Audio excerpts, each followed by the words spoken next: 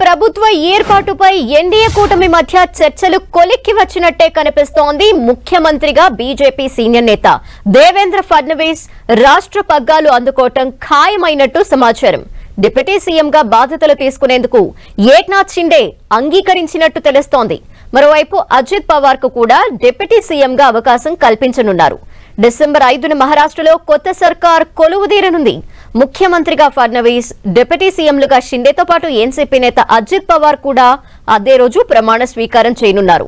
కాసేపట్లో ఎన్డీఏ కూటమి నేతలు భేటీ కానున్నారు. ప్రమాణ స్వీకార ఏర్పాట్లు, మంత్రివర్గ కూర్పుపై చర్చించనున్నారు.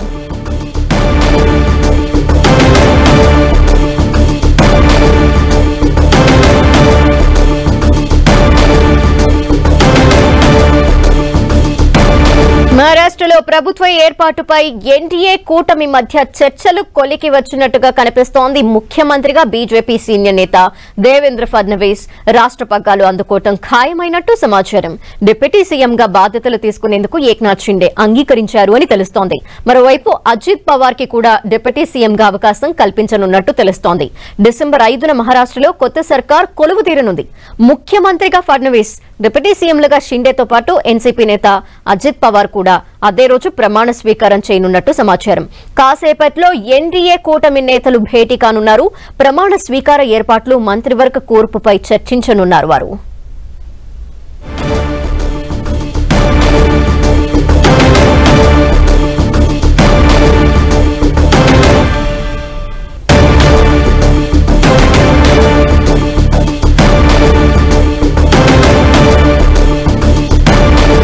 మహారాష్ట్ర సీఎం ఎవరో కన్ఫర్మ్ అయినట్టు తెలుస్తోంది. దీనికి సంబంధించిన డీటెయిల్స్ మా ప్రతినిధి గోపి అందిస్తారు. గోపి, మహారాష్ట్ర సీఎం గా దేవేంద్ర ఫడ్నవీస్ ప్రమాణ స్వీకారం చేయబోతున్నారు. డిసెంబర్ 5వ తేదీన ఆజాద్ మైదానంలో ఈ ప్రమాణ స్వీకార కార్యక్రమం ఉండబోతోంది. రేపు అధికారికంగా దీన్ని బీజేపీ నాయకత్వం ప్రకటించబోతోంది. రేపు బీజేపీ శాసనసభ పక్ష సమావేశం ఉదయం 10 గంటలకి అసెంబ్లీ ప్రాంగణంలో జరగబోతోంది. ఈ సమావేశంలో నూతనంగా ఎన్నికైన 132 మంది బీజేపీ ఎమ్మెల్యేలు కూడా హాజరవుతారు. తమ శాసనసభ పక్ష నేతను ఎంపిక చేయడం జరుగుతుంది. కేంద్ర పరిశీలకులుగా ఈ రాత్రికి నిర్మలా సీతారామన్, అలాగే విజయ్ రూపానీ ఇద్దరిని కూడా బీజేపీ శాసనసభ పక్ష సమావేశ పరిశీలకులుగా బీజేపీ అధిష్టానం నియమించడం జరిగింది. వీరిద్దరు కూడా ఈ రోజు రాత్రికి ముంబై చేరుకుంటారు. రేపు జరిగే శాసనసభ పక్ష సమావేశంలో ఎమ్మెల్యేల అభిప్రాయాలను తెలుసుకుని ఇటు అధిష్టానానికి తెలియపరచడం జరుగుతుంది. అధికారికంగా శాసనసభ పక్ష సమావేశం అనంతరమే ముఖ్యమంత్రిగా దేవేంద్ర ఫడ్నవీస్ ని ప్రకటించే అవకాశం ఉంది. అలాగే ఉప ముఖ్యమంత్రులుగా ఇటు అజిత్ పవార్, అలాగే ఏక్నాథ్ షిండే ఈ ఇద్దరిలో ఎవరుంటారు అన్న అంశానికి సంబంధించి కూడా మహాయుతి కూటమి నేతల సమావేశం జరగబోతోంది. మంత్రి పదవులు, అలాగే పోర్ట్ఫోలియోలు ఎవరికి ఏ శాఖలు ముఖ్యంగా కేటాయించాలి అన్న అంశాలకు సంబంధించి కూడా చర్చించబోతున్నారు. వర్షాభవన్ లో ఈ సమావేశం జరగబోతోంది.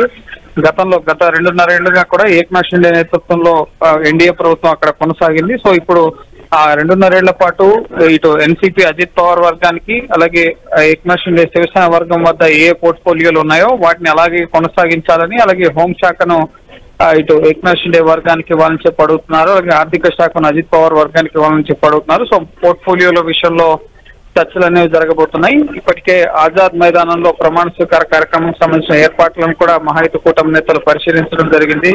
ప్రధాని మోడీ సహా బీజేపీకి సంబంధించిన పెద్దలు, అలాగే కేంద్ర మంత్రులు, బీజేపీ పాలిత రాష్ట్రాల ముఖ్యమంత్రులు, అలాగే ఎన్డీఏకి సంబంధించిన కీలక నేతలు ఇటు ఆంధ్రప్రదేశ్ నుంచి చంద్రబాబు, అలాగే పవన్ కళ్యాణ్ కూడా ఈ ప్రమాణ స్వీకార కార్యక్రమానికి హాజరయ్యే అవకాశం కనిపిస్తుంది. సో ఒక గ్రాండ్ విక్టరీ సాధించిన మహాయుతి కూటమి ఇటు ప్రమాణ స్వీకార కార్యక్రమాన్ని కూడా గ్రాండ్ గా నిర్వహించాలి. నెక్స్ట్ బీహార్, అలాగే ఢిల్లీ అసెంబ్లీ ఎలక్షన్స్ రాబోతున్నాయి కాబట్టి సో కూటమి ప్రభుత్వాలు ఎంత స్ట్రాంగ్ గా ఉన్నాయి, అలాగే ఏ విధంగా పరిపాలన అందిస్తున్నాయన్న విషయాన్ని ప్రజల్లోకి తీసుకెళ్లేందుకు ఈ ప్రమాణ స్వీకార కార్యక్రమాన్ని ఒక వేదికగా ఉపయోగించుకోవాలని చెప్పి కూడా చూస్తున్నాయి. సో ప్రస్తుతం ముఖ్యమంత్రి పీఠం అయితే బీజేపీ దక్కించుకుంది. ఉప ముఖ్యమంత్రి పదవుల విషయంలో ఇటు ఏక్నాథ్ షిండే ఉప ముఖ్యమంత్రిగా ఉంటారా, ఆయన కుమారుడు శ్రీకాంత్ షిండే ప్రస్తుతం ఆయన ఎంపీగా ఉన్నారు, ఆయన్ని ఉప ముఖ్యమంత్రి బరిలో ఉంచాలని చెప్పి కోరతారా, దీనికి సంబంధించిన సందిగ్ధత అనేది నెలకొంది. అలాగే మంత్రి పదవుల విషయంలో కూడా గడిచిన 2.5 ఏళ్లలో ఏ పోర్ట్ఫోలియో అయితే ఉన్నాయో అవి ఏక్నాథ్ షిండే వర్గం కావాలని చెప్పి కోరుతున్న పరిస్థితులు ఉంది కాబట్టి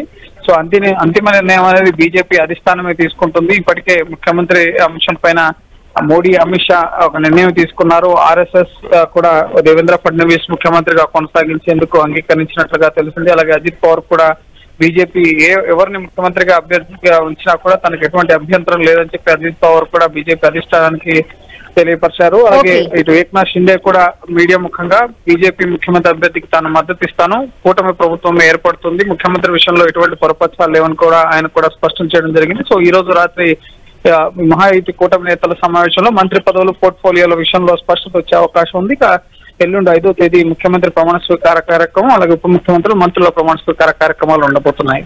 థ్యాంక్ యూ గోపి.